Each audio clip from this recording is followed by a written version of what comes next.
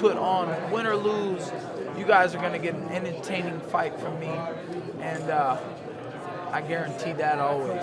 How close will you be on that pay-per-view card? Let's go. I mean, like I keep saying, all the signs are here, and that's one of the signs. My UFC debut, I killed that. I took that in stride. That was my dream right there. I felt like the champion of the world that night. I had a great weigh-in. I pulled off some silly stuff.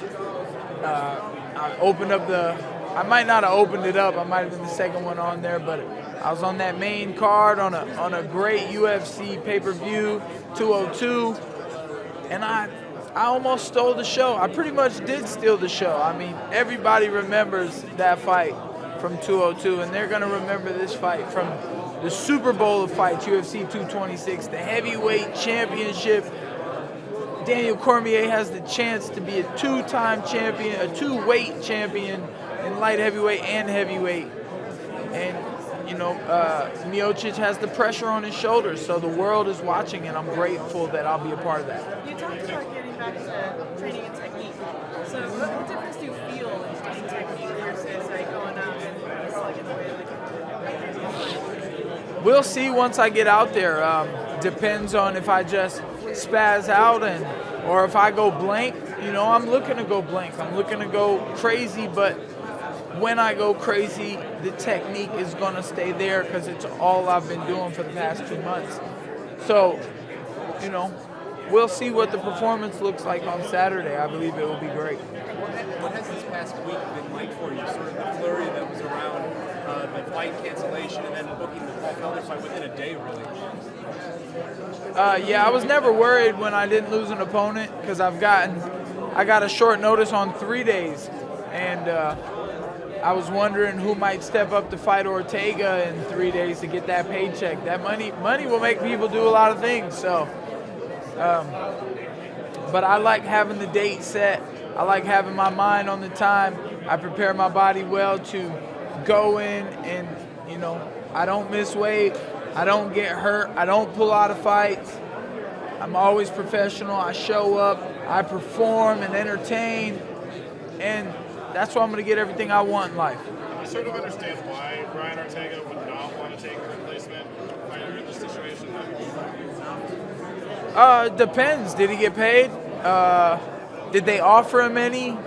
Were there any names worth it? There was going to be, a bantamweight coming up? I doubt he would deny it. I bet he would be like, come on. So they didn't offer it to anybody. They didn't have a standby for him. I know they had a standby for another fighter, and that standby probably made weight. I watched him making weight last night, but he doesn't get to fight now, man. Kudos to that guy. Cutting weight for, not your whole purse or whatever, but I don't know how that works because I like signing contracts for my purses and showing up and going to work. The move to Jackson, that was a really big one. What has that experience been like for you training in New Mexico? Dry. It's been a very dry experience out there in the desert. But it's been great. My technique is better than it's ever been. I'm in fantastic shape, cardio and technique-wise.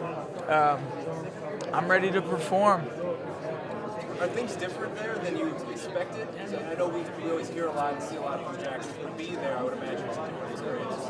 Yeah, I guess I didn't know what to expect. I was just looking to learn a few things, and mostly I know martial arts. I know it. I may be a purple belt in jiu-jitsu, but I'm known for being a black belt with these hands. I'm a black belt in MMA, and I am one of the best in the world. So it's not necessarily new things I was taking in. It was just tweaking the things I was already good at, fine-tuning them, and making me prettier, cleaning me up. So that's what we did, and I'm going to paint a beautiful masterpiece on Saturday. What's the connection to Jackson's? How did you end up training there in the first place? The connection is, I think, the greatest fighter ever trained there, Jon Jones. So he reached out to you, or you reached out to him? No, I talked to my manager and I said, hey, I want to go train at Jackson Wink. I met Greg Jackson at a couple of different UFC events, and he was always very kind. And I wanted to go see, and I never did travel the world and train at different gyms. And when I started fighting a long time ago, that was the game plan. I want to travel. I want to train with the best people, best fighters, best gyms.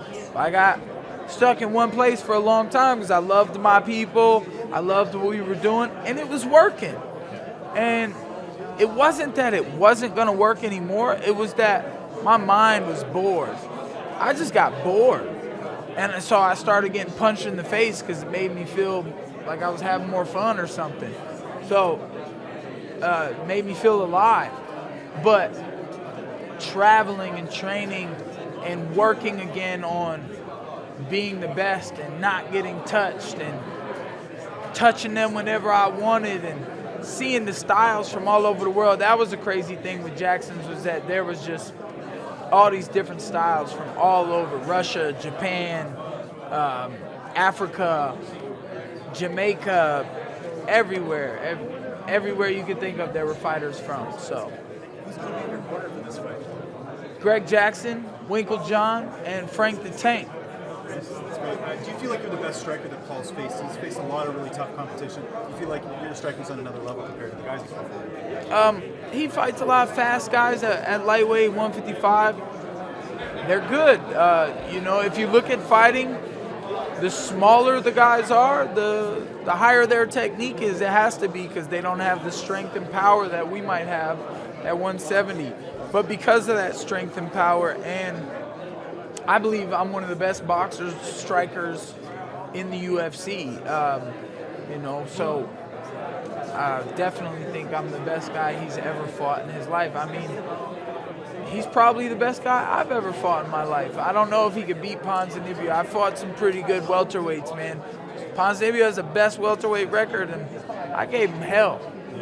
So, just as far as Paul, he is a pretty big 155er, so people might suggest that 170 would be the best weight class for him. But do you feel like you're going to be stronger than him in the cage on Saturday? Absolutely. I got this weird thing about me, man. I got this inner strength that comes from somewhere else. But we're about the same size, I'd have to say, me and Paul. I don't cut much weight. I've been talking to my coach all week, and he's like, "Oh, you only got this many pounds left?" And I'm like freaking out. I'm like, these 3 pounds are gonna be so hard. And he's like, "Dude, shut up. You're gonna be fine. You're gonna make weight, no problem." And it's been going down right. So, like I said, there might not be a size advantage, but I have this strength advantage and my will to fight. He's got some will too, but I don't know. I'm a little sick and twisted in the head. I like this shit. I know you trained with Donald Cerrone. What were your thoughts about him stepping up to try to take this matchup? Well, that's what that guy does, man. He fights. He likes to take short notice fights. To be honest with you, I like short notice fights. It doesn't give you all the time to think about it. You're just like, "Oh, I'm gonna go in there and fight this guy," because you're always ready anyways. The technique don't go away. It's like riding a bike. So you take a short notice.